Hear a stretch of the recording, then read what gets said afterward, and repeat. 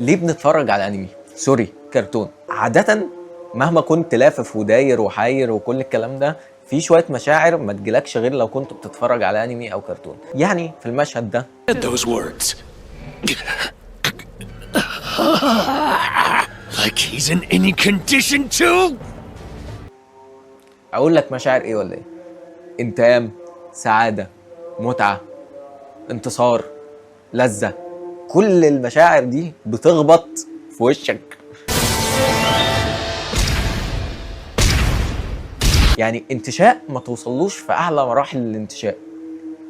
انت بتشوف شخصية اللي اخترعت عقوق الابناء، جين، وهو بيتم التنكيل بيه بواسطة اصدق واطيب شخصية في الانمي كلها،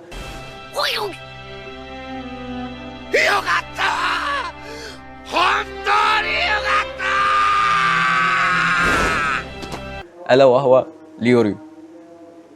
وبتشوف بعيدا عن الناس بتوع المانجا وهل هو كان سامح له ولا ما سامحلوش ولا كل الكلام ده، هو طرح ارضا قصاد الجماهير من ليوريو، بس غير كده شكليات. وبتشوف التنكيل ده بيحصل قدام الجماهير من اطيب شخصيه، فانت كده بتحس بساتيسفاينج ورضا ما توصلوش مهما كنت ايه.